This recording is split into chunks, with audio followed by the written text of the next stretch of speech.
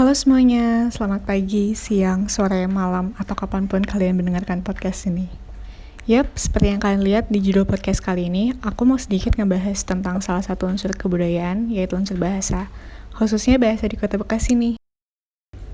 Oh ya, tapi sebelumnya kenalan dulu yuk. Nama aku Sekar Fatina Hasibuan dari Program Studi Bahasa Asing Terapan Angkatan 2021, Sekolah Vokasi Universitas Diponegoro. Ketika mendengar Bekasi, apa sih yang pertama kali terlintas di pikiran kalian semua? Mungkin banyak orang bakalan terpikirkan kata-kata seperti panas, macet, debu, polusi, atau bahkan jauh. Karena kan sampai ada istilah yang terkenal, planet Bekasi tuh. Sebagai orang yang tinggal di Bekasi, sebenarnya aku setuju sih dengan kata-kata panas, macet, debu, dan lain sebagainya untuk mendeskripsikan kota Bekasi sekarang ini ya. Tapi terlepas dari banyaknya stereotype negatif tentang kota Bekasi, ternyata kota ini punya banyak kebudayaan yang beragam loh. Hal ini difaktori karena masyarakat Bekasi sendiri yang cukup majemuk. Ada etnis Betawi, Tionghoa, dan pendatang lainnya dari berbagai daerah. Dan agama yang beragam pula, seperti Islam, Kristen Protestan, Katolik, Buddha, Hindu, bahkan Konghucu. Walaupun secara administratif saat ini Kota Bekasi itu termasuk ke dalam bagian Provinsi Jawa Barat, yang mana kalau Jawa Barat ya identik dengan kebudayaan Sunda. Tapi kalau kita runtut dari akar sejarahnya, Bekasi ini dulunya merupakan bagian dari Jakarta, sehingga budaya masyarakat Bekasi masih ada unsur Betawinya. Atau lebih tepatnya sih bisa dibilang bahwa unsur budaya di Bekasi merupakan campuran antara budaya Sunda dan Betawi. Alhasil, dari percampuran dua kebudayaan ini adalah diksi dan kata-kata yang diucapkan warga Bekasi seringkali lebih condong mirip bahasa dan dialek Betawi. Mungkin aku mau kasih beberapa contoh kata yang sering digunakan oleh warga asli Bekasi dalam percakapan sehari-hari. Yang pertama itu ada bagen, yang artinya biarin gitu. Kata bagen biasanya digunakan untuk menunjukkan ketidakpedulian. Contoh dari pemakaian bagen sendiri biasanya lah bagen, bagenin aja, yang artinya biarin aja. Contoh kata kedua ada ilok, I-L-O-K, cilok tanpa C, yang sering digunakan untuk mengungkapkan ketidakpercayaan, atau dalam bahasa Indonesia, kata ini sama artinya dengan masa sih atau serius. Contoh dari pemakaian ilok biasanya ilok, lu gak percaya sama gue, seperti itu. Selanjutnya ada kata danta. Nah, mungkin kalau kata danta ini sering banget digunakan oleh anak muda Bekasi gitu ya. Kata danta sendiri itu artinya jelas. Biasanya penggunaan kata danta ditambahkan enggak di bagian depannya, sehingga jadi enggak danta. Contoh pemakaian kata ini biasanya enggak danta lu gitu, artinya enggak jelas lu, seperti itu. Berikutnya ada kata bae, antepin, dan nanan, yang mereka ini maknanya hampir sama dengan kata bagen.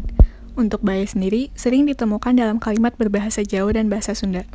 Kata bae merupakan sinonim dari kata wae, yang artinya aja.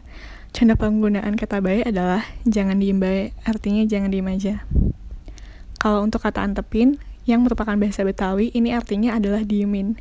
Penggunaan kata ini biasanya seperti antepin aja, ntar juga capek sendiri. Artinya diemin aja, ntar juga capek sendiri. Sedangkan untuk kata nanan artinya adalah bodo amat. Biasanya kalau kata nanan itu agak sedikit kasar ya, jadi kita menggunakannya itu ke sesama teman aja. Kata nanan ini digunakan untuk menyatakan bentuk ketidakpedulian. Contoh penggunaannya biasanya nanan bukan urusan gue, artinya bodo amat bukan urusan gue. Sebenarnya masih banyak banget bahasa-bahasa Bekasi yang sering digunakan oleh warga asli Bekasi dalam percakapan sehari-hari. Yang aku sebutin barusan cuma sebagian kecil dari budaya bahasa Bekasi sendiri. Wah, ngomongin bahasa Bekasi, kalau dipikir-pikir lagi ternyata cukup unik ya, karena unsur bahasa Bekasi ini percampuran antara bahasa Sunda, bahasa Betawi, bahkan bahasa Jawa. Eits, selain ketiga bahasa yang udah disebutin tadi, ternyata budaya Tiongkok juga ikut mempengaruhi budaya Betawi loh. Karena etnis Tionghoa ini sudah bermukim sejak lama di muara Sungai Ciliwung, sehingga dalam penggunaan bahasa sehari-hari terdapat pengaruhnya juga. Misalnya, dalam masyarakat Bekasi sering menghitung dalam hitungan bahasa Tiongkok, seperti cepek artinya 100, gope artinya 500, dan lain sebagainya. Perkembangan bahasa di Bekasi erat kaitannya dengan perkembangan budaya yang terjadi di masyarakatnya. Pengaruh letak geografis menjadi unsur kuat dalam mempengaruhi budaya di Bekasi.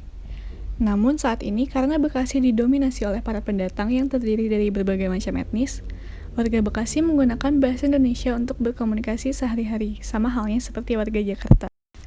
Sudah jarang menemukan warga Bekasi yang menggunakan bahasa Sunda untuk percakapan sehari-hari, tapi masih cukup sering dijumpai untuk warga asli Bekasi yang mencolok dengan menggunakan dialek Betawinya saat berkomunikasi. Nah, walaupun saat ini masyarakat Bekasi itu sangat majemuk yang terdiri dari pendatang berbagai daerah, warga Bekasi harus paham dengan kebudayaan bahasa Bekasi sendiri. Karena kalau bukan warga Bekasi yang melestarikan dan memperkenalkan budaya Bekasi ke orang lain, siapa lagi? Oke, kita udah sampai di penghujung podcast kali ini nih yang ngebahas tentang keberagaman unsur bahasa di Bekasi. Semoga untuk kalian yang mendengarkan bisa mendapat pengetahuan baru ya tentang kota Bekasi. Mohon maaf apabila ada kekurangan atau salah kata. Sampai jumpa lagi.